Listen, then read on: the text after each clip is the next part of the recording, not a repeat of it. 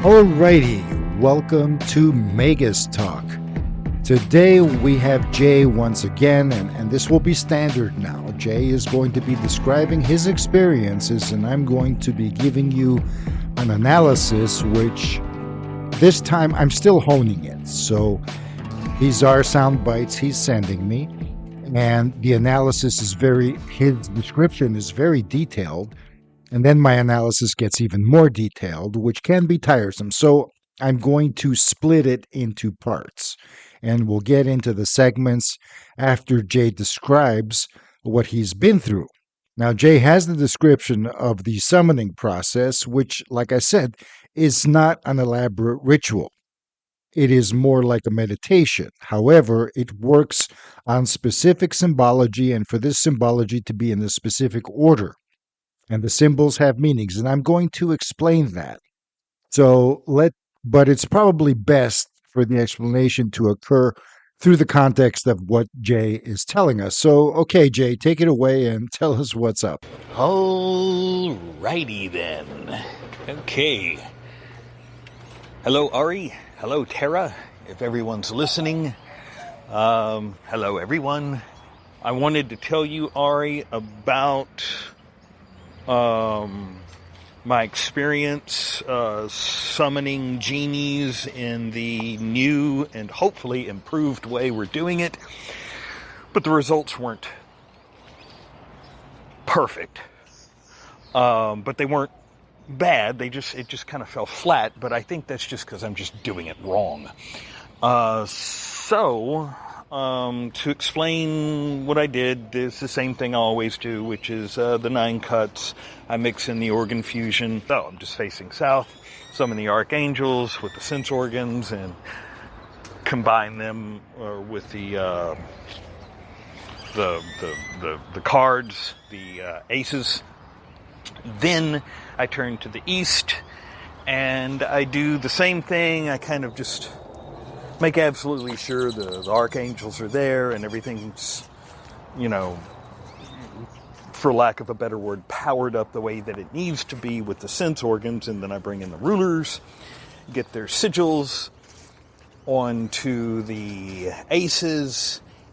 And so everything is going good so far, but we already know that. And it's a beautiful feeling. I mentioned it in the last sound bite that I sent over. Let me stop Jay right there, because here he's introducing the stages that we've already gone through so far, and we've talked about this a little bit in the previous soundbite, but I'd like to not explain it thoroughly, but just give the main points.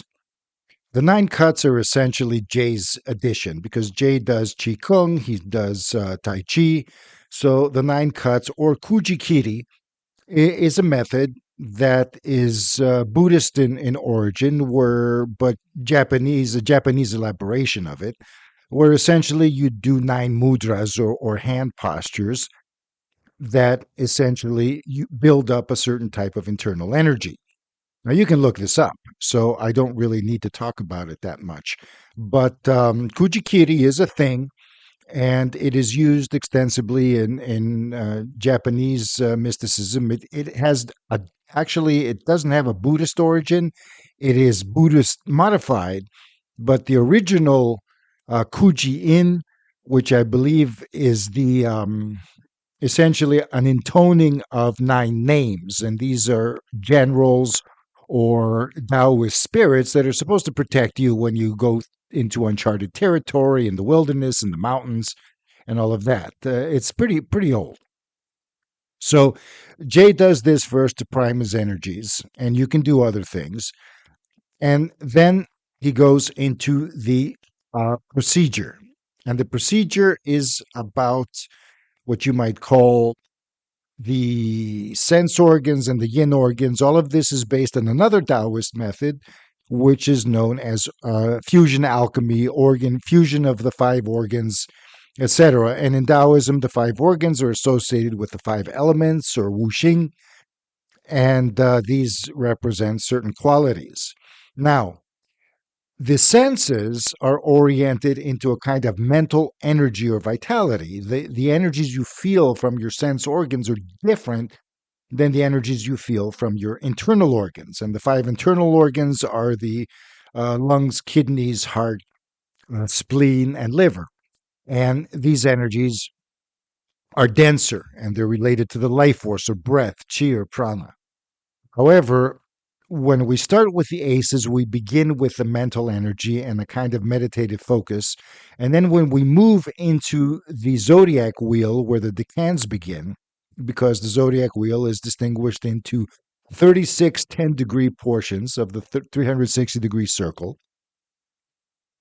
And we go decan by decan. The word decan means 10 degrees, essentially. You can tell by the word. And each of this is ascribed to Jinn. The first 5 degrees is called the day part of the decan. The next 5 degrees is the night part of the decan. And these have significance. I'll explain that further down, or maybe in another podcast, because right now we're going into the initiation of that. So the aces pertain to a mental energy type generation, which relates to the 5 sense organs corresponding to the 5 internal ones.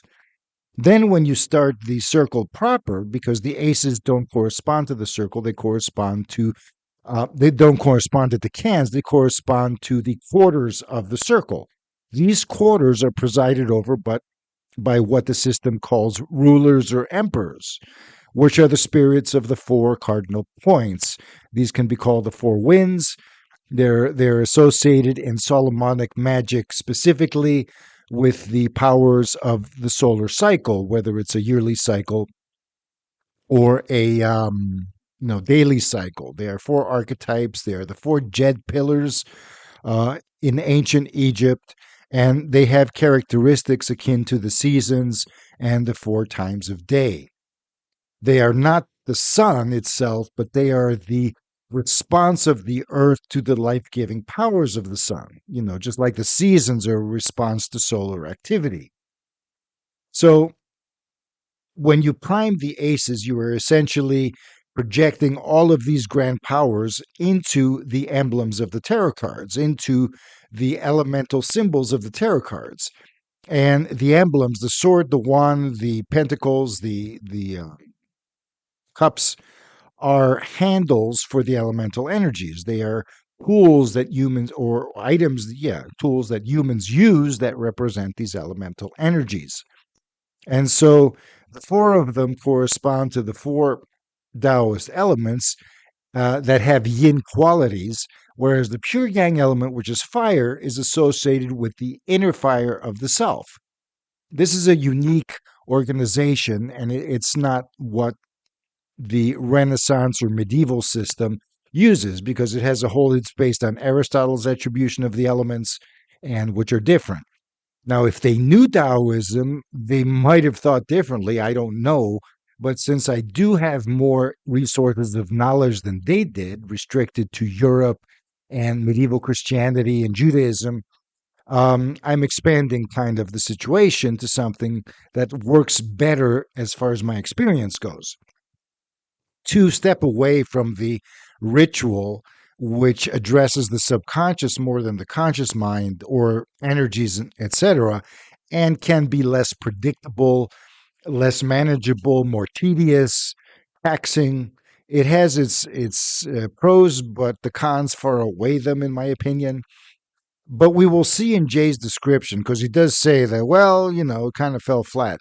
Well, that is one of the cons, so to speak, of an inherently contemplative approach, because generating the energy is not as easy as it is with a ritual. However, you exchange the fact that energy is generated by the fact that it is usually more connected to your subconscious and hence unpredictable and usually corrupt. And it is also dependent on you got to work hard for the ritual, but you work hard beforehand. However, you also work hard when you contemplate. You have to kind of cultivate. You have to become sensitized. You have to generate energies. But the work you do pays off beyond the confines of what you're doing here. This is like if you're a meditator and you're somebody who says, I don't like magic. I just, meditate, do energy work, martial arts, qigong, things like that. But hey, you're getting all the resources you need to do this. You don't have to do all that work because you've laid the groundwork. And it's going to be far more secure, healthier, and you're going to get better results. It's just that you need to prime your own system. That way, you're not drawing energy and resources from these beings that have the projection of being entities and all of that. They are entities on one side. On another side, there are aspects of yourself. On another side, there are aspects of the planet. All of these are in alignment and not mutually contradictory, except maybe in the minds of a linear rationalist, which an occultist is not. So, right now, we are dealing with the preliminaries. And the good news is that so far, these preliminaries, activating the rulers, which are the pillars of the earth, so to speak, and then fusing them with these archangelic energies, which Jay properly described. I've had experiences like this myself as an electric gold type energy that is modified according to what the archangel is. They're all different. There's 4 of them, as I mentioned. And they fuse with the or come into alignment with the rulers through the emblem, because the human being is essentially the temple. The human being is the arena where these forces meet. And so the human being, just like the grand master of a circus, the ringmaster, so to speak, and it's no coincidence, is tasked to coordinate all the activities that are going on in the circus. And the human being is tasked to coordinate these things, to manage them, to bring them together, to compose them. It's like the conductor of an orchestra. So once we understand that role, we need not be subject to the negative effects that are so touted amongst people who really don't have extended experience with these things, maybe superficial experience. Now, Jay goes through all of this and he says, so far, so good. So let's see where the other shoe drops. Take it away, Jay. Then I tune into the yin organs, not the sense organs, but the yin organs, and or the yin organ energy. And I think that's the way we're doing it. It's not my organs, but it's just that energy that's kind of harmonized and part of the planet. Now, so that's what I did. Right or wrong, that's what I'm doing. And then the angels, the aces, and the rulers all got stronger, more defined, easier to feel. Like there's no mistake about it. This is a good thing. Then I took the cards that you, and I've worked with the minor, I don't even know how to say it. I don't have that much experience with tarot cards, but the minor arc, you've said it before, Ari, but you got the minor cards and the major cards, and so I've fooled around with the minor cards quite a bit for a few years now, just kind of playing around, telling the future with them. And then, so the major cards, they're new to me, but the symbolism is pretty obvious, except for the Chariot one. But I looked them all up anyway, and I get where you can tie all of these cards in with the Fool. So you got the High Priestess, and then Death, and then Justice, and then the Chariot, and it all, I get that. It's not too foreign to me. I get the symbolism, but this is where it just went a little flat. What's it feel like to open a portal? I mean, I have I have a way of checking whether I'm right or wrong. Just ask the 8-ball. If you guys don't know what the hell that is, sorry. Just kind of a way of dowsing yes, no, or a maybe. And I got a yes. The portals were open, but it didn't feel like anything all that profound. But I mean, it's like, all right. And then, okay, so I summoned the first 2 genies in the east, Baal and Agaraz, and yeah, I got a yes with the magic 8 ball, but I mean, it's like, okay, and I did this a couple of times. And so that's the order I'm doing it in, but it's just like, if I had to guess, I think it's the portal opening that I'm kind of falling flat on. But anyway, I'm like, okay, genies, familiars, which I have them around me all the time, or at least the familiars, not necessarily the genies, but they gave me familiars. They let me know what's going on, and so I'm like, Okay, Jay lays it out pretty clearly here. And I would like to say that what Jay's telling us is not discouraging. It's almost par for the course because when you engage in these things, unlike what some people expect from conventional ritual magic, which is immediate results. Well, I worked hard. I got the lion's pelt. I got the special hat made of virgin calf skin. I got my rooster who's never had a chick in his life, and stuff like that. I put them all together, and on a special day, right to the minute, on a special longitude and latitude, I stood on my head. I chanted 50 things. I did this and that, and boom, it happened. But that is so specific. You only get one question to ask. You only get one thing. You have to keep fighting the Jinn down or whatever appears to be that because it's not coming from within. In my honest opinion, it's almost from the Jinn's point of view, you're almost cheating here. You're forcing the situation. It's kind of unnatural. Anyways, I know some people, anybody who would be into ritual magic, and most people who call themselves occultists in the West are, and I would be very controversial in their eyes, if not offensive. So, I don't mean to offend, but it is what it is as far as my viewpoint is concerned, which is why I'm doing something about it. I believe in the value of this system, in this approach, but the way it is done does not necessarily mean I'm going against the principles of the system itself, because the ritual is conventional for the Renaissance. I mean, that's how they did all of their summoning rituals. So whoever lays out the system just tacked on these kinds of prayers and this thing. But the way the symbolism is, somebody else who is knowledgeable of inner work, esoteric cultivation, all of that, would probably approach it in a different way. Just like in Indian Tantra, they do distinguish three different kinds of approaches. One of it is purely ritualistic, another one is half and half, which is sensible, but also a little more complicated to mix one with the other. And then the third one is purely internal.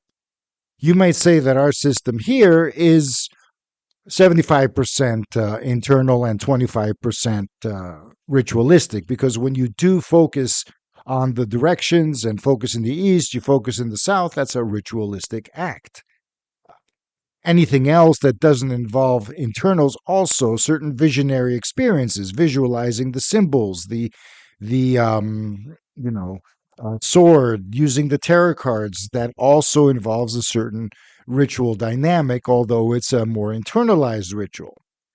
Now, as far as I'm concerned, internalization is the best way. However, the caveat is you need to be able to generate the energy, and it's not just your personal energy that you need to generate. You need to be able to interface with the earth and sky energies, with the energies of your environment.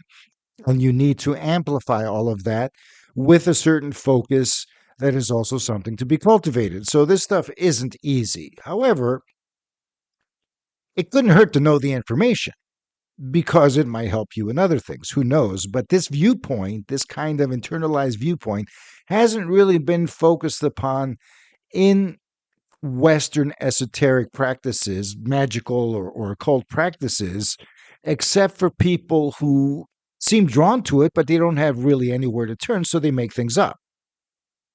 And it's very hard for many Westerners to adapt in the Asian systems, essentially, or even African systems, although they're more ritual oriented. But Asian systems like yoga or Taoist inner alchemy and stuff like that, to adapt these into Western practices. However, it isn't, it's not only not impossible, the principles are more or less the same. The cultures may be different, the expression's different, but if you can look into what the meanings are, these meanings are universal. Archetypal symbolism is a human thing. It is not a cultural thing. The expressions are cultural, they're historic, they're socially shaped, you might say, but the intrinsic nature of the power of the symbols that drive this, as well as the power of our consciousness, is innate in human beings. That being said, the reason Jay has kind of fallen flat here is, well, first of all, the portals are not a new experience. Dealing with the aces is opening portals of the quarters. I've never really expressed it that way, but I kind of thought it was implied because look, you're dealing with an angelic dynamic, a representative of the celestial, and you're dealing with a underworld dynamic or an earth dynamic, which is where the rulers come from.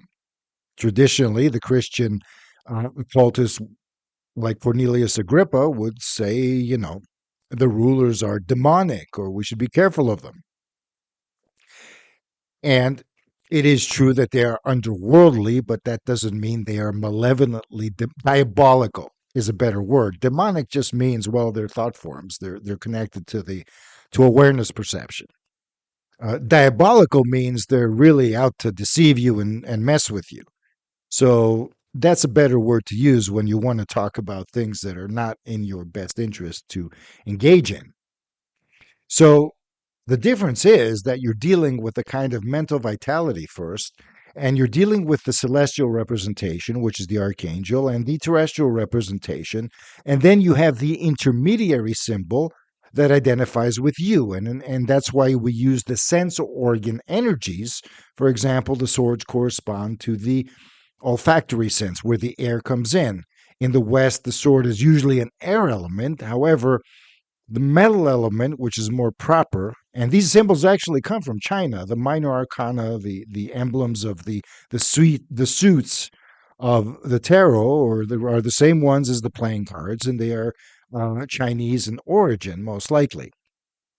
And metal is the swords, and earth is pentacles, and the cups, of course, correspond to water, and the wands do not correspond to fire, they correspond to wood because they're made of wood.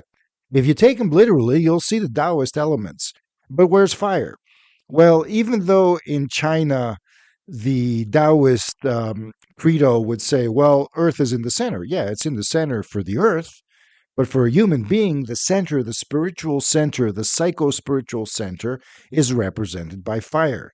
And so when we transfer this to the West, we know that fire represents, even in India, fire represents spiritual energy. It is the highest form of energy, the most energized, the least terrestrial of them all. Because you have the elements corresponding to solid water, solid liquid gas, and then you have the element of plasma, which is fire. Now, of course, metal is included because metal is the grounding point of life force. It is where when we inhale air, it comes into the lungs. The lungs represent the metal element, or the metal element is represented by the lungs. And so we're not dealing, the air element itself, however, which is a kind of mental metaphor, is represented by the liver and the element of wood. So air and wood are more connected. It's the breeze flowing through the trees, the branches of a tree, whereas metal is the sky energy, the thunder, lightning being grounded through the metal conduit. Now, that being said, he connects his mental energies properly. And he also connects, so when we move into the circle proper, where the Jinn are, we do the same thing. The portals are nothing more than extensions of or specifications or concentrations of the quarter of the circle. Instead of having an arc, a 90-degree arc, we have a 10-degree arc. And in this 10-degree arc, this is called a decan. And just like in the 90-degree arc, you have the celestial representation and the terrestrial representation. In the 10-degree arc, you do too. So what's missing here? So there's a few factors here. First, what's missing? Well, the celestial representation is not just the major arcana portal description. It is not just which is based on astrological factors. We are in the sign of Cancer according to what the system tells us, if we read it properly. And the planet that I have ascribed, according to Kabbalistic interpretations, is the planet of Uranus. Now, there is no Uranus in Kabbalah. Yeah, there wasn't back when Kabbalah came out, but since it has been discovered, so it's part of human experience, so you better incorporate it or else you're going to have gaps. Saturn is not the last planet anymore, and it's not Pluto either, because Pluto is the Kuiper Belt. It's a whole other sector of the solar system. You see, these are symbols, but the symbols represent something, and we can't just be arbitrary with them. Our representations were kind of flawed before. They were incomplete. And that's one reason why these systems kind of had gaps in them. Not saying that this system doesn't, but it's being developed. Jay is adapting to the patterning, and it's more difficult whenever people, even if a system is flawed, if you got a lot of people working it for generations, it's kind of going to be ingrained, even if in a kind of flawed manner. Whereas this is a revitalization. So even though it starts out weak, it should pick up steam, so to speak, as we work with it, as we become more sensitized. So because we are not used to grounding it, it seems more ethereal. It doesn't seem profound. It doesn't shake you up. Well, of course not. It's like a whisper.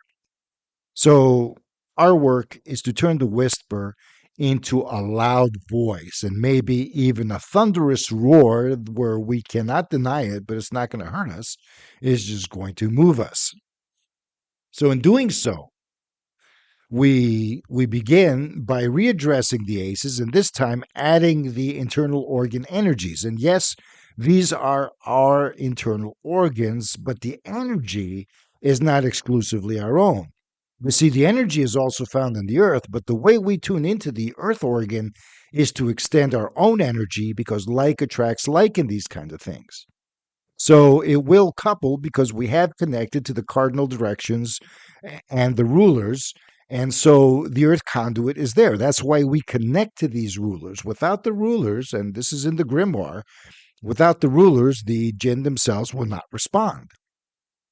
They can respond, but it's going to be much flatter. The rulers basically, well, in the ancient tradition, the rulers would command the Jinn. You would connect to the rulers, and then they would open up the gate for the Jinn to come through, and then you would have to deal with the Jinn and be able to harness it. Now, the harnessing in this case is automatic. The Jinn are responding weakly, but they are responding, and they're not attacking you. And as Jay did the 8-ball, his own different, and that's all standard too, because in esoteric work in the West, people have tarot cards, they got runes, they got whatever system they use of divination to say, okay, and divination doesn't so much predict the future, it reads the psychic room. So it gives them a sense, okay, did this work or how is it going? Is this happening? Yeah, it is, but, it's in your subconscious, you can't really perceive it, you're not sensitive enough. So what's missing here is first, experience, and second, there are angels here, the celestial factors. So you summon the Jinn, and the context, the celestial context of the Jinn portal is this planet in the sign dynamic. The Decan has a ruling planet. And there are several systems, which means that it's not written in stone. It depends what you're doing with it. Now, since I'm working through Kabbalistic cultivation methodology, which means the tree of life methodology, but not the two-dimensional tree, I'm working with the Sefer Yetzirah tree, which is three-dimensional and is properly known as sacred space, or the cube of space, the sphere of space, the octahedron of space, the double pyramid.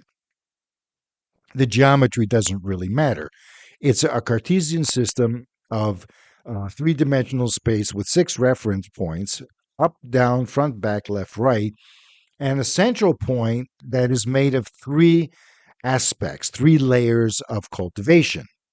The mental layer, the life force breath layer, call it the energy layer, and the deeper energy layer, which is the bioforce layer.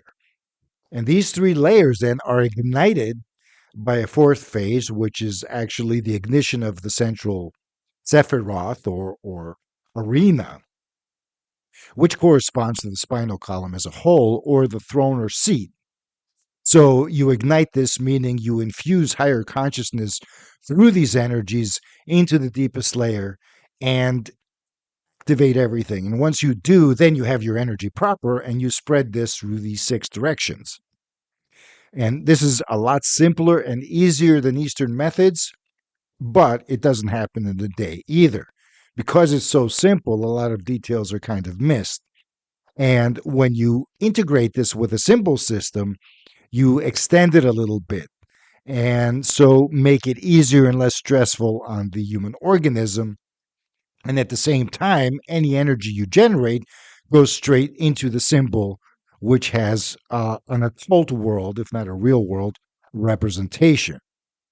I hope that was somewhat clear. So, Jay, there are angels here, and they are in the grimoire, which makes the lesser key, or actually the art of Goetia, different than other grimoires, because there, except for a grimoire known that's much older, the Lesser Key of Solomon was compiled in the 17th century, and this this older grimoire was like the 3rd, 4th century. You know, it was in the 300s A.D.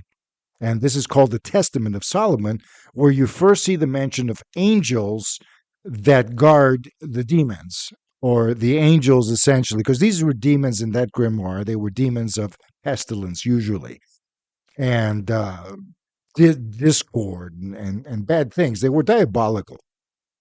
And some of them have the same names as these, but maybe through time, maybe the way we address them, they're not the same. These are not diabolical beings we're dealing with. But the angels were policing them. They repressed them, they punished them, they forced them. So everything's under duress. And it's like, what kind of work can you? Of course, they're going to be diabolical. But you take out the diabolos, the devil, out of these beings, just like you exorcise a human being who's possessed by the so-called devil. You can exorcise energy beings that are possessed by devils, which are spirits or pure consciousness. These energy beings, which are Jinn, these Jinn are energy beings. They're far denser than spirit. They're actually a part of the Earth system, but they're more rarefied as far as the physical goes. They're akin to life force energy, whereas spirits are pure consciousness. That being said, these angels here, just like the archangels with the rulers, they complement them, and you can actually see that when you pair them. They have very similar qualities or complementary qualities, and so they help support them. They help support them not according to whims and desires here, but toward the purpose for which they are represented. And we haven't really talked about this. I finally sent Jay the material on the Shem HaMephorash angels. These angels are derived from the book of Exodus, certain verses, basically where the great angel was supporting the Israelites as they were leaving Egypt, and it parted the Red Sea for Moses, etc., etc. And its name is unknown. However, these verses, because they describe, they have the power of the name, and they're split into 72 segments along the two per decan of a zodiac wheel, because it fits, and one of them corresponds to each Jinn of the Shem HaMephorash, which is the underworld version of the angel Shem HaMephorash. In any case, there's a lot of allegory here. So Jay has not dealt with the angels. We'll talk about them in another podcast because he hasn't dealt with them. But I would like to say that aside from that, he opened the portal. And even though you understand the portal intellectually, unless you really contemplate it, it's celestial energies that are translated into tarot card symbols. These energies do not register unless they can be ground. But they ground through the conduit of the angels that come into us from, let's say, the top side, and then the jinn that come into us from the bottom side, and they meet in the middle where we are. Now, here there's another issue. And Jay somehow tuned into it. There's a synchronicity going on that's undeniable for me because I wrote about this later on, and his dreams picked up on it. I think he sent this to me before I wrote about it, however, and I've listened to these things after I had written about it. So there's no direct influence here. This is pure synchronicity. And this has to do with the third eye dynamic and where the summoning comes through, where the third eye is concerned, the actual procedure here. So the experience is cumulative, but you got to do it right. So we're working through that. Now, the aces are charged correctly, and that's fine. But if they can't ground anywhere, then the charge doesn't really register. So I hope I've provided some answers for Jay here. I hope the listeners can at least organize these answers in their heads to a point where it hasn't all gotten in one ear and out the other. So let's look at what else Jay has to tell us. And even though I was mentioning that, well, we're done with dreams, look, until you can get direct communication through the summoning, possibly dreams are the only conduit where things can be revealed. Because even divination doesn't really say much. The 8-ball that Jay uses, that technique is usually a yes or no type answer. And unless you're really willing to go through the yes or no process, you're not going to get much information. So let's see what the next stage is. Look, I need some messages here. So I got some dreams that are pretty obvious. One dream was I was student teaching in my dad's old high school, and my dad was with me, but he kept changing back and forth to a miserable alcoholic coach, but a still likable guy. He just didn't like his job. And so he's there, he's drinking on the job, he's not too wasted to work, but I mean, he's drinking on the job, which in private schools a lot of teachers do. Anyway, I was student teaching at the school, and I really didn't like it there. It was just a fair job, like, whatever. I'm not really enthused about this.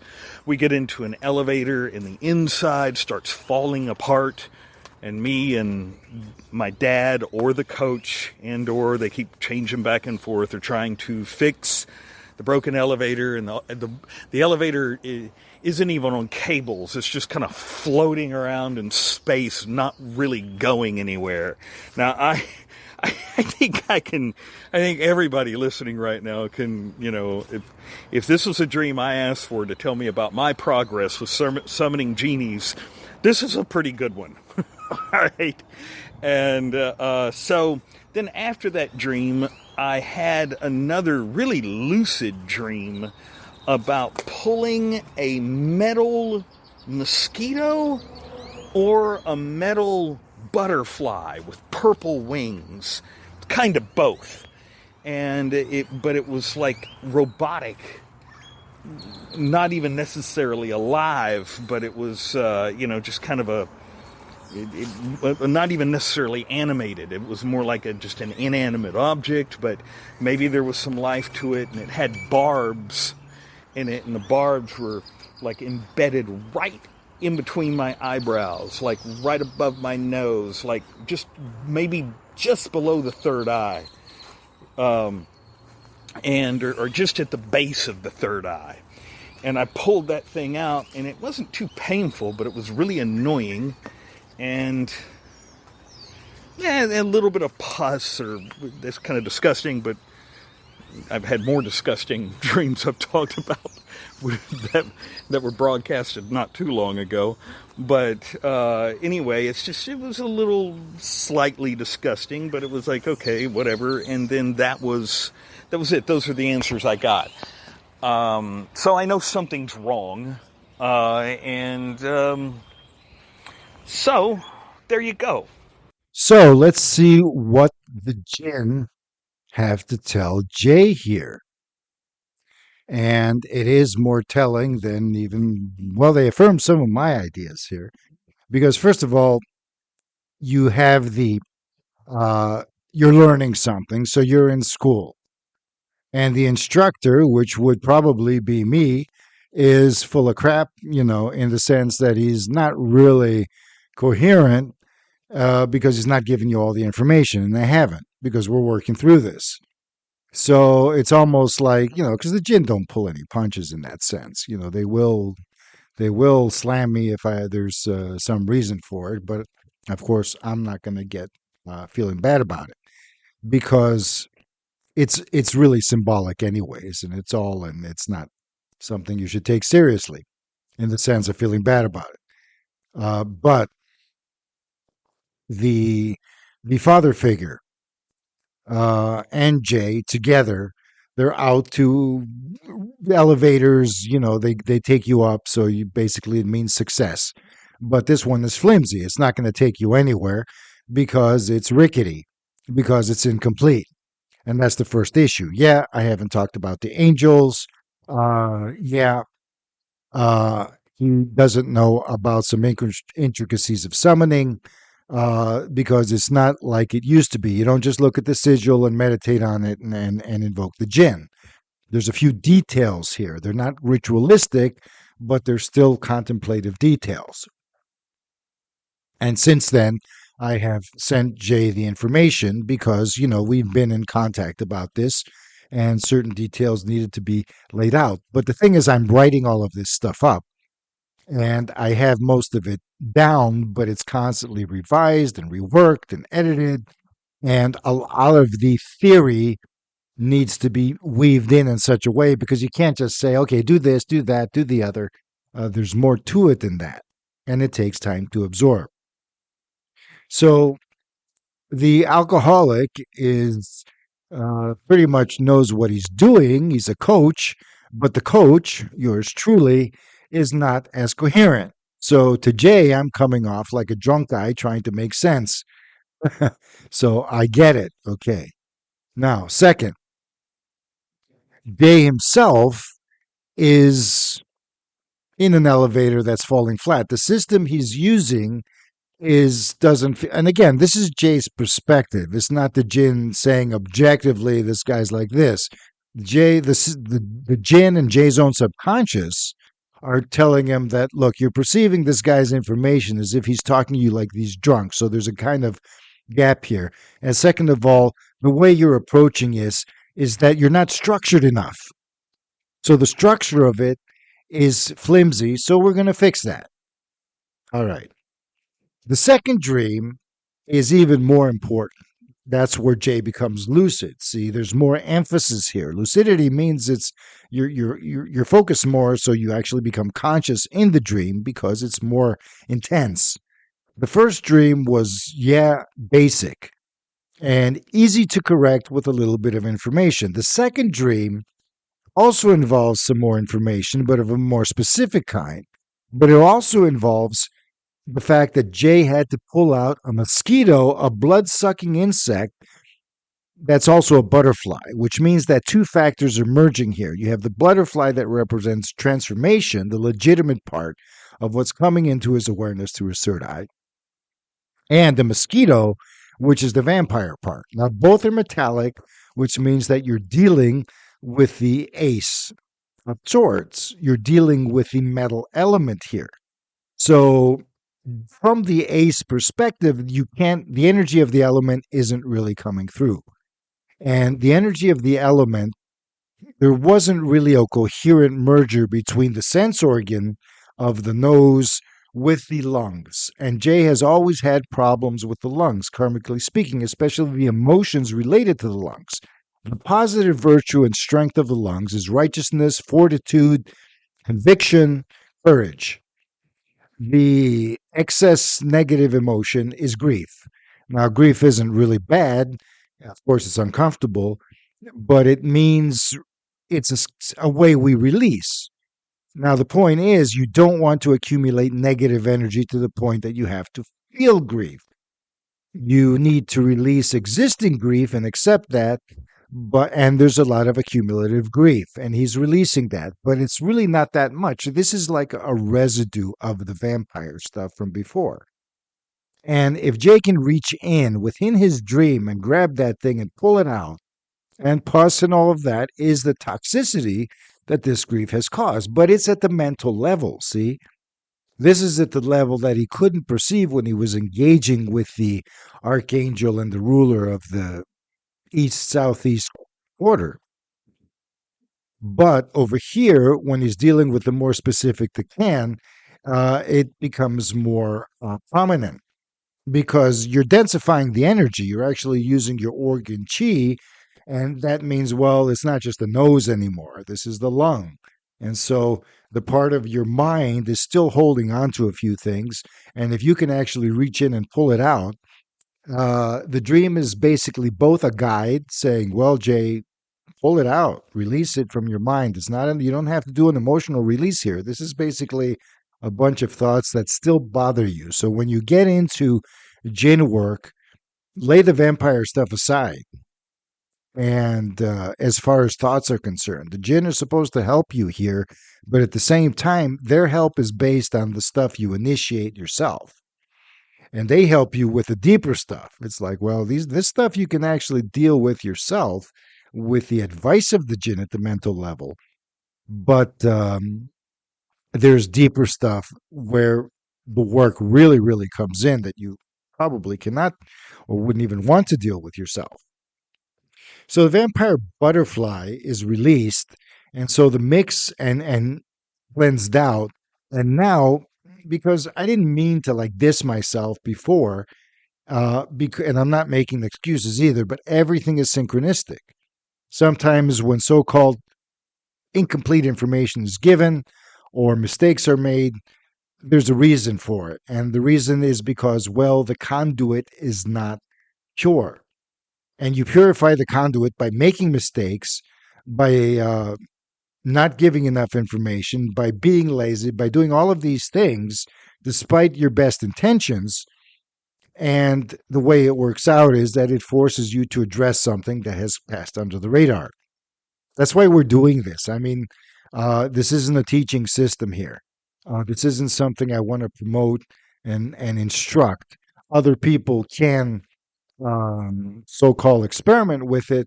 It's not dangerous in that respect, but remember, you're experimenting with a beta test. So I really don't know what your experiences will be. However, I am pretty sure that if you do experiment with it, you will err on the side of caution, meaning that, it's probably going to be a weak thing. You probably won't experience much. It's not going to be, because I've had that happen before too, when I used to advise people or, conduct conversations on the called forums. People would try something and go, you blew me away and I'm scarred for life and all of this, which is like, no, you shouldn't have been asking in the first place, and you should have known better about your own psychological state. Somebody who's on meds and has issues, really, it's common sense. Come on. And that's why I kind of withdrew from that arena. It's like, well, this is not the place to deal with people, as much as there are many insightful people. So instead, I'm giving it out for informative purposes. But as we work this through with Jay, it's going to purify, and it is. This is the process of that. I'm just releasing the process. So, Jay, my advice at this point is that there is such a thing called the Triangle of Solomon. This is in the grimoire. This is a triangle with a circle in the mirror, and occultists usually work this as a scrying mirror. The Jinn are accessed through that mirror. You summon the Jinn, and you may see a vision in a blackened piece of glass that is the circle in the triangle. The triangle has certain names drawn on it. These are code for a phrase that I interpreted or translated as the revelation of the Garment of Solomon or something like that. Basically, it's the four-letter name of God protects the energy body. And this four-letter name is not the one that people use in worship. It is kind of different in cultivation. It's an anagram of that name. Still the same four letters, but it's an anagram. They're kind of oriented differently, and I'm not going to get into that. That's also a controversial topic. This is a complex system here. It's not something you just come off the top of your head. And there are point by point dynamics, and sometimes you got to work through trial and error if you don't get the decoding right. If you do get the decoding right, you realize that all these blocks disappear. Or if the decoding itself has been tampered with along the way, which is the second layer of decoding. Or understanding that the actual decoding gives you a result that will work, but in a specific way because it's not what you may originally think it means. There are several layers here. So intuitive discernment is important. Being able to divine in the sense of using like cards or 8-balls and what have you is helpful. Dreams are helpful. All of these things come together. And at this point, the Triangle of Solomon is a symbol or the triangle of the art. And you're supposed to put it on the part of the circle where the Jinn comes through when you do the ritual. So in my opinion, the triangle represents the third eye. The circle is basically the inside, the entrance into the mind, and that's where the Jinn are supposed to go. You put the protective name around it in order to ensure that outside influences don't affect the Jinn. And the Jinn itself, the circle, or the inside of the triangle, is traditionally inscribed by the name of the Archangel Michael, which we already use in the southeastern quarter. So I don't want to reproduce it. Instead, you use the name of the Shemham Mefarash angel corresponding to the Jinn. So this also reinforces the Jinn, and it comes into your third eye. And so how do you do this? What, the Jinn energy just flows into your third eye? No, the Jinn each have imagery. Maybe Jay can describe the imagery of Baal next time, or of Agaris. He's working with these two. And no, Jay, well, I think you address this later, but you don't need to go to other Jinn until you get this one. This is the initiatory sequence. Once you get down the first stage, then everything else repeats it in different ways. So get the first stage down and then deal with all the other ones. Dealing with all the other ones all at the same time from the get-go will only dilute your attempt and will tire you out. And you may also attract negative stuff through the cracks that you create, because if you put too much weight on an elevator that is poorly structured, shall we say, the cable's gonna snap and you're gonna end up falling. So you don't want to do that. What you do want to do is look at the symbol, look at the imagery, look at the description of a Jinn. A Jinn, Baal, has 3 heads. The middle is human. One of them is a cat. The other one's a frog. What the hell does that even mean? Understanding what it means, and I've sent him material interpreting it, connects, and when you visualize it, you move through the understanding and the interpretation, and eventually your awareness fuses with the symbol, and you get it. And when you get it at a deep level, then you can say, well, I might as well visualize the Jinn as a human being, because then I can relate to it better. And that's what they mean by saying, once you summon the Jinn, then address them in human form, or as the Latin text says, in refined form. So you refine it. The coarse aspect is all the symbolism that your mind is supposed to piece together in a singular meaning that then can embody a human-compatible experience. So that sums it up. And let's see what else we have here. I think I've gone through the whole thing, the gist of it.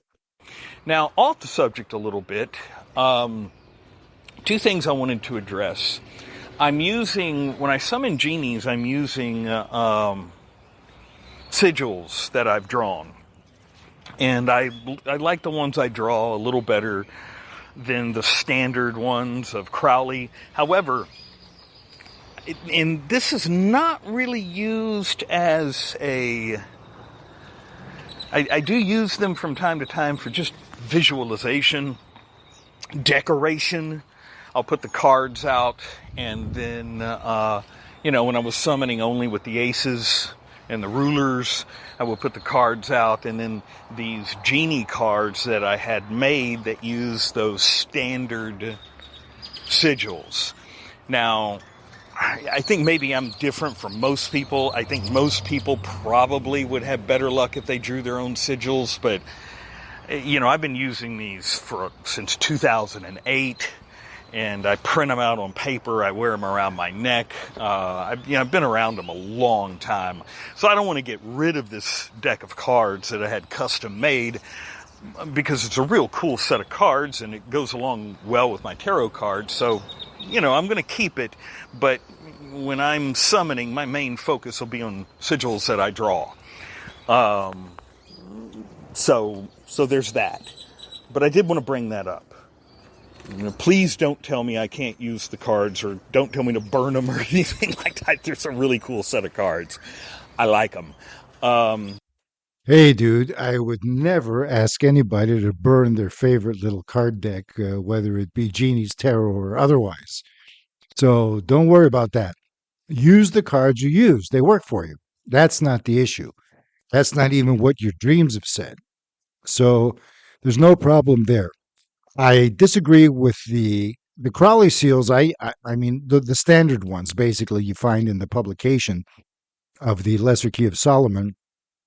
I would use those, but you got to be careful because they're kind of tainted a little bit. They've been modified somewhat in order to fit the circle and whatnot, and stylized a little bit. And I think that Aleister Crowley was behind the modification. I'm not sure. I don't know if it was McGregor Mathers or just Crowley. But either way, the best thing to do is to look at Esoteric Archives, the site, and where the Lesser Key of Solomon is, or the Goetic art, the Jinn, the spirits of the Shem HaMephorash. However, it's there.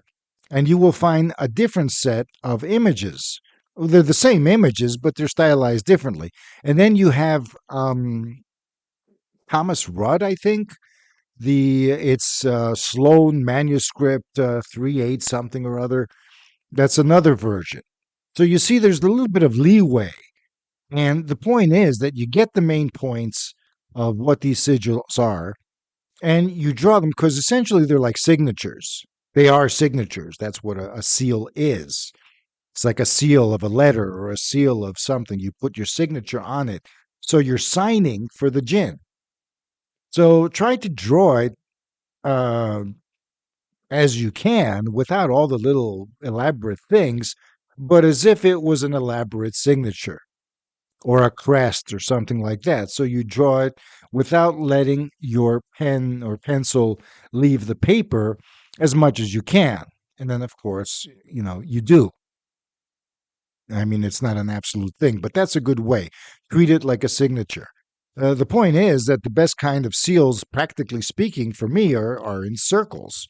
And I draw the name of the Shem HaMephorash angel around the seal. I don't draw the name of the Jinn. The name of the Jinn is not the inherent name. There are Renaissance publications, well-known ones, like the Arbatel of Magic and the Almadel. And these will tell you, the Arbatel, for example, tells you that you don't really need to know the names. You need to know what the offices are or what they do. Names generally describe what they do. They are not the essential identity of this thing. They connect you to the identity. So making a mantra out of the spirit name may or may not work. It depends, but the name will inform you as to the nature of the being involved. However, angelic names are different. They're ascribed with Hebrew letters, which have sacred qualities, and they form a kind of vibration equation that can be toned. At the same time, so you have the sigils Originally, you're meant to connect with the Jinn through a ritual, because even the grimoires, they don't give you sigils. This is kind of unique. The Lesser Key of Solomon, which is why it's popular. It makes it a lot easier. And they give you like sigils for various spirits sometimes, and maybe originally they did. But the summoner is meant to connect with the spirit and then craft the sigil on their own through channeling it, either through some automatic writing process or through other techniques like letting the dew accumulate on a piece of glass, after the ritual to form a pattern that inspires it. And you can see that some of these sigils are forming, if you form the Jinn name from Hebrew letters, some of these sigils can be variations of that, but that's a stretch. In any case, do what you're doing, dude. That's fine. This part of the thing is okay. So let's just make this short and go to the next one. Here's something else I wanted to mention, though, that goes along with that. We're talking about rune magic as well. And again, you don't even have to answer these questions or put them up on the podcast or anything, but I do have a really cool set of rune stones. And you could probably look this up online. Just look up runes carved into gemstones or whatever. I have a whole set of them. The way I got them was a really cool way. And it's hematite, and they're in a little black bag. And they were getting me fired up about working with the runes. And then I realized, oh, no, I can't use these runes because they're not the runes that Ari uses. Well, I suppose I could use them, but it's going to be something completely different. So, I guess my point is, why do you end up using the different runes, and why don't you use the ones that are normal? And I'm sure you're going to get into how there's just too many people using them in the wrong way. They got a bad vibe. You like to go to a less popular version that's not as well known, so it doesn't get as tainted as the other runes. So, Well, actually, Jay, no, I'm don't believe that. I think I wrote this to you in an email, but we'll just for the listeners, everything you say is good and informative for the podcast, except the swear words and the disgusting descriptions. But besides that, I'd like to inform, people that, yeah, I do use runes with this system, but it's a passive. It's a passive thing. What I do is, well, when you have the Jinn mandala, and I might remove this part from the system if it's not necessary. This is an experimental portion.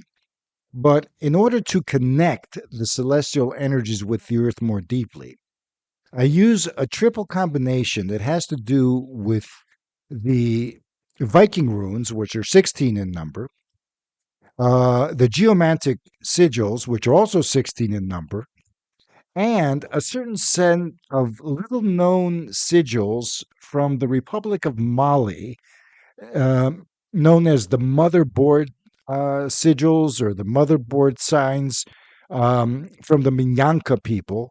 And I just happened to run across this, and I don't find too many references for it, but I'm kind of keeping a lid on it because if you want to look it up, look it up.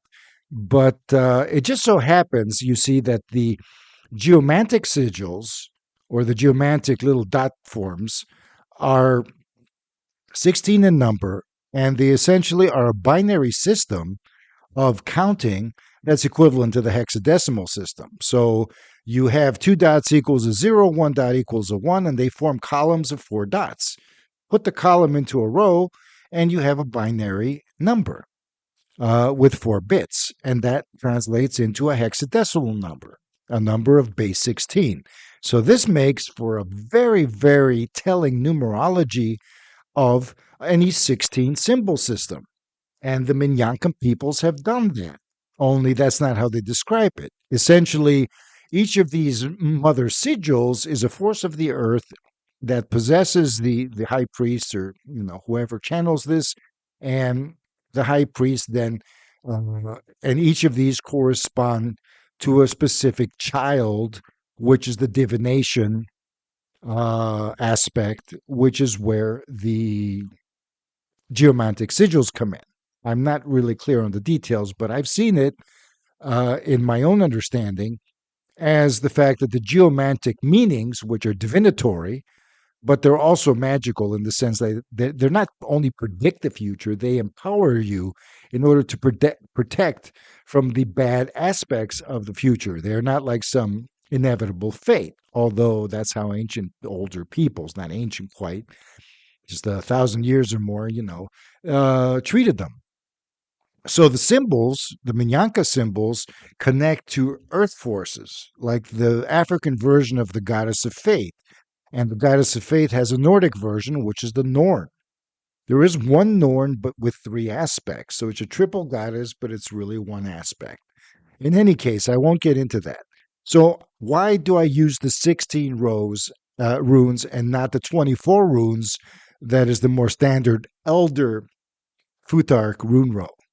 Well, because they connect with the 16, the geomantic signs, and you can use a hexadecimal numerology system, and that complements them, and the mother signs complement them even more. They form a triad of symbols that I found align with each other incredibly accurate, in an incredibly accurate way. What the hell do these have to do here?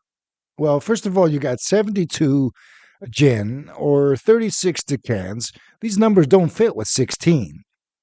They don't really fit with 24 either. It kind of is off. So no, I don't use it for that. What I do is create a 3-level circle, 3 circles inscribed one within the other. And in the inner circle, I put the runes or the Minyanka signs. The middle circle gets the geomantic signs. The outer circle gets the runes. And this forms a mandala of a coherent cycle of a symbol system that connects between where the runes come from, which is Scandinavia, because these Viking runes are the runes the Vikings used. So they're not the Germanic Central European runes, they are further north. And so you have a north-south axis. You have an African Scandinavian axis, almost from close to the equator to close to the pole.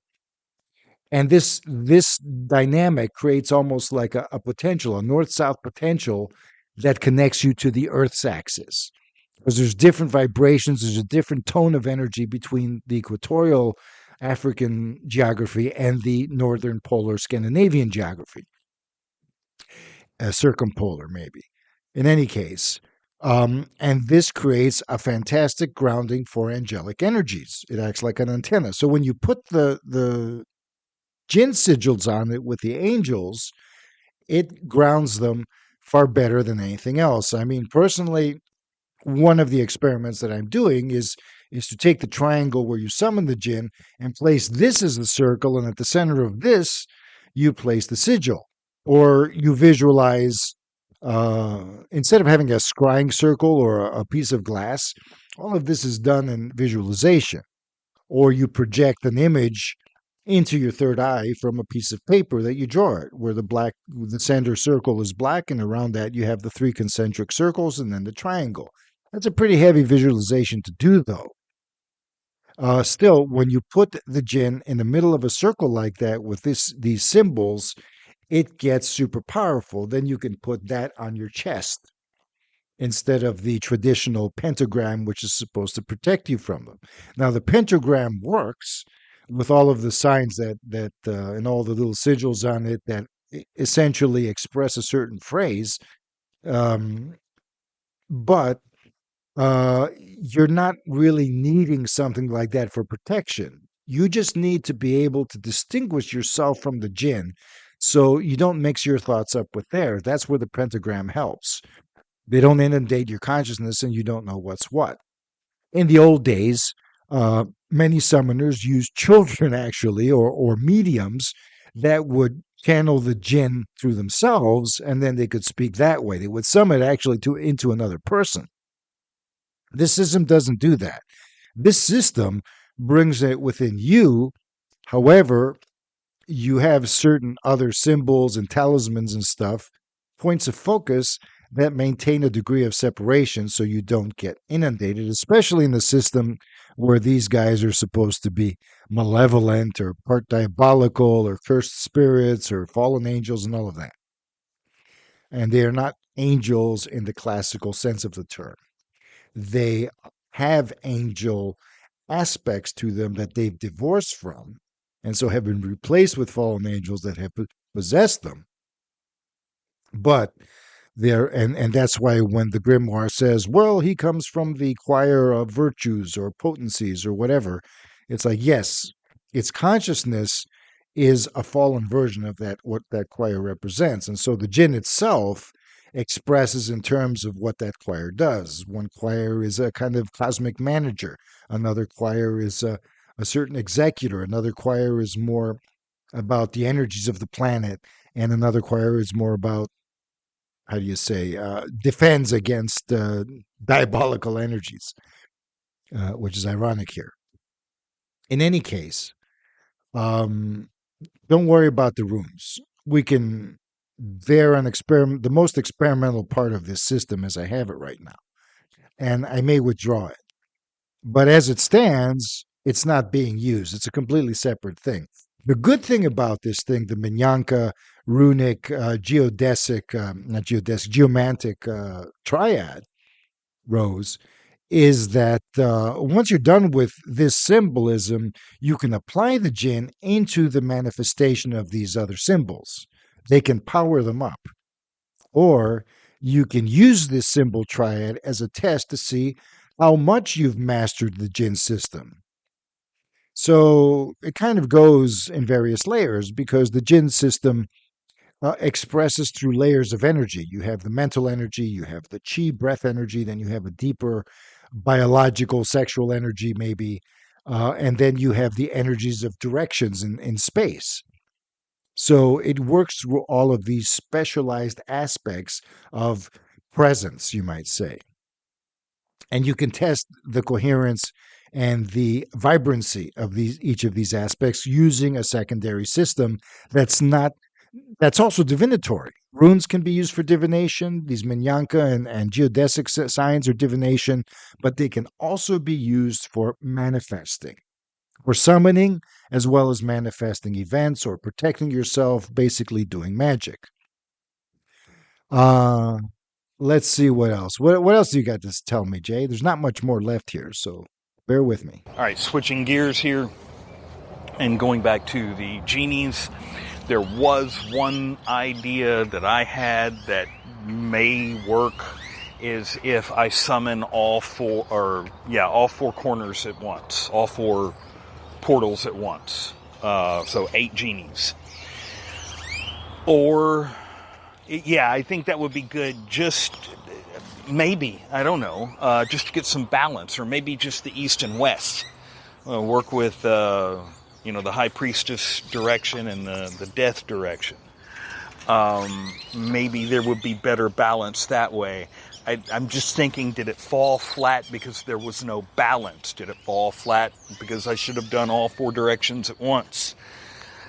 You said to, at least I think you typed it, that, just, or maybe you wanted me just to summon one genie. I don't know. I'm gonna have to go back and reread what you wrote, but I'm well on my way. And as always, if you see fit to make some changes, go for it, man. I'll adapt. But anyway, all right, amigo. Adios. Dr. J out. Well, thank you, Dr. J, for gracing us with all of your accounts and experience. I hope things clarified for you. Now, before I go, I just want to say, normally I would say, yeah, go for all of them if you can do them and see what happens, and we'll build from there. But because you do have experience with these things on some levels, so summoning parallel Jinn the way you're doing it can probably give you a greater experience to a degree, even though it'll be hard to maintain. However, 2 things. First, you had a dream where your elevator was basically rinky-dinky and ready to fall. So you don't want to put more weight in the elevator. You need to structure it better. And I'm giving you the structure here. So between the emails and this podcast, you have the information you need to structure it better. Once you do that, you'll be able to, you would be able to do all eight of them. However, the first Jinn and the first Decan, whether along with the angel and the astrological signs and all of them, everything, the first Decan and anything that's in it and has to do with it is initiatory. So it sets the stage. It's preparatory. Everything is preparatory for whatever follows, no matter what stage you're in, no matter where you are, it prepares for the next one. So before you do all four, you need to master that one. Then you can go to the west behind and balance that out. And that could happen fairly quickly. Once you balance that out, you go to the east, the south, and north simultaneously because you just want to keep a symmetry. Now, the focus on the first is essentially symmetric in a way because you're just focused all around. You're not doing this in a context relative to others. You're using it from the forward direction. You're bringing this Jinn in, and you're mastering what the Jinn represents.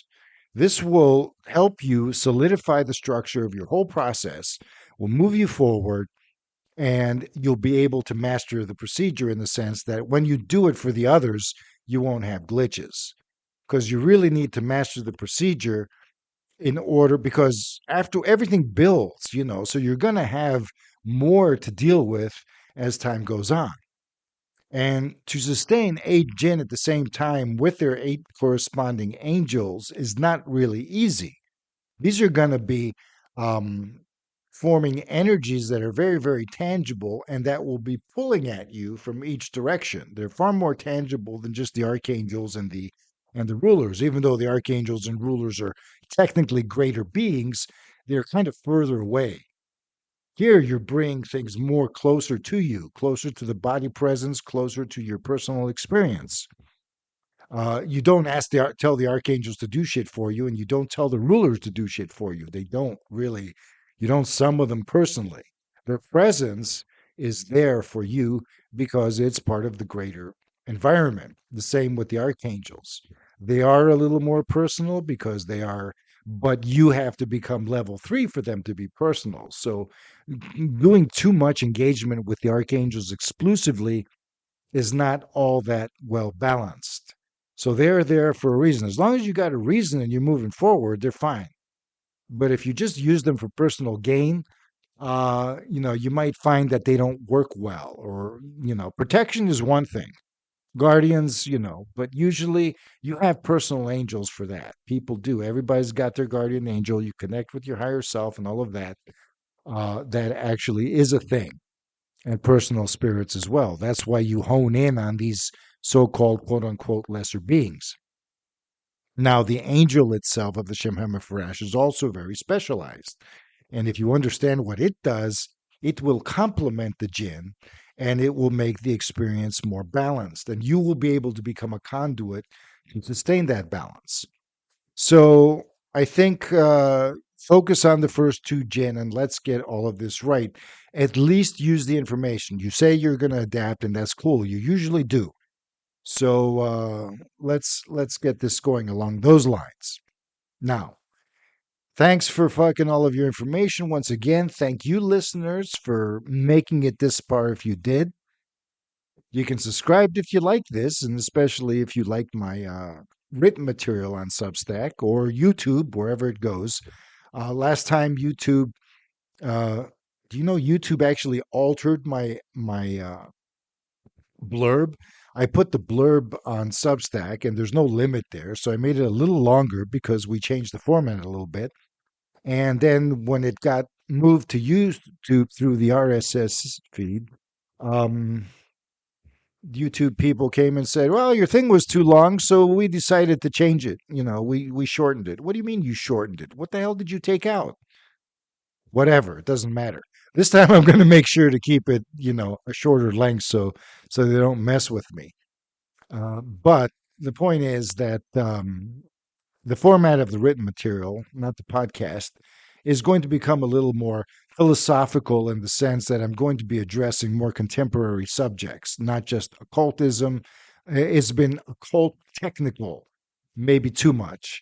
It's just that I figured, well, how can I talk about the deeper philosophy of it if you don't understand what it is? But then I figured, well, no, we're dealing with issues in this world that where you don't have to know Kabbalah or archangels and stuff like that. I still want to complete the information because I have a lot of stuff, which is part one, part two, part three, because it's just too much to stick in a two-page account or essay or a three-page essay because I've made them a little shorter because it's just too much to read in any case. So that's kind of being modified. I'm going into that. I really don't know who my audience is yet. Uh, excuse me, not just occultists, not just because occultists are more or less set in their ways, not just people who are interested in occultism, but thoughtful people who are open minded and are interested to see where esoteric thought takes you. That's more general. And if you want to learn about, and so I want to give my take on this because it's a take that's been well digested and it goes beyond whatever, whether it's AI generated or not, information you usually find on the internet. In the past, there was more informative stuff. There was more, people used to be more into it. I'm not subscribing to any special Patreons here, so maybe they give people, the real deal stuff. But from what I've seen and the groups that I've been in, yeah, there's some stuff there, but a lot of opinionated stuff. And it's not just, yeah, we're all opinionated. Well, some of us are a little more informed in our opinions, and some of us don't know what we're talking about. Some of us do, but we're falsely maligned. Some of us don't, and we're still insulted when we don't need to be. I mean, yeah, even if you're ignorant, you don't need to be insulted about it. You just need to be encouraged in the right direction. And even if your conclusions are different, because they are for most people, still, you know, we don't have to resort to everybody's right. We're all, we're not children in a playground here. And this stuff is serious. The thing is, it's a big challenge to learn to discern and be open to the feedback of your discernment. So if you are inaccurate, which all of us are in one way or another, you always hone in. You never get it precisely because there is no such thing. This is all fluid, but you do get it enough that it works for you. You just need to know that, well, are you sure that it works for you as much as you would like? Do you want Jinn to just be, for example, you tune into something and it's just a vague idea or in your head? No, I want it to be in front of me with a pitchfork poking at me and screaming at me and torturing me. You don't want that either. You don't want to be possessed. You don't want to cause earthquakes. You don't want to cause physical events because you can't handle that. Nobody can. We're not supposed to. Physical events are caused in a subtle way, and usually you would have to be a conduit between the earth and spirit in a way where you can handle what that really means, and not many people can. Or else everybody can, but not to the degree necessary. So some more than others. I mean, we're not all the same. That's a fact. And I'm not going to apologize for it. But in any case, check it out if you like. I'm altering the style. And this podcast has gone on a little longer than usual, but I've split it up into parts so it's more comprehensible. And there's a lot to unpack. There's always a lot to unpack. And it's always a process to make sure it's presented clearly. It ain't easy, but it's a process. My videos on YouTube, on the other hand, are clearer now because they are now in slideshow format, far fewer imagery. The imagery isn't just there to intuitively show what the thing is about in a very, very, very loose manner. Now it's more specific. I show yoga, there's somebody meditating with light, with breath. I talk about the five senses, you're going to see the five senses, and there's text. So you want to understand what I'm talking about in a half hour? Well, you're going to have 10 slides that will split it up into comprehensible portions because this is not easy stuff to understand. Yoga Raja Yoga, the Patanjali Sutras that I'm dealing with, I'm not satisfied with the explanations that I see around. I am to a certain degree, and there's a lot of them that are really, really good. Some of them are more lengthy than others. But if somebody watches a video and they want the thing set in a half an hour for a certain segment of a certain topic, and they don't want the religious aspects put in, or people to preach to them about morality as a, okay, you got to be celibate now because we say so, because that's how this is. Well, that's not how this is. You're not looking at it deep enough. That's a big issue here. You tell everybody to be celibate, to turn into monks, you're losing like 90% of your audience right there. And this stuff is far too helpful to lose 90% of your audience. So again, sorry to the traditionalists, but we are in the 2000s. We are the first quarter of the 21st century is already over. Okay. And we're also in the West in a globalized world, whether we like it or not. So things are going to be presented accordingly. Cultural appropriation is inevitable in one way or another. Cultural digestion and regurgitation, and nobody can own human transformation and potential. It is universal. It cannot be patented. If it is, it's tyranny. Don't listen to it, whoever claims it. And that's it. Thanks for listening once again. Sorry for the extended blah blah. Magus out.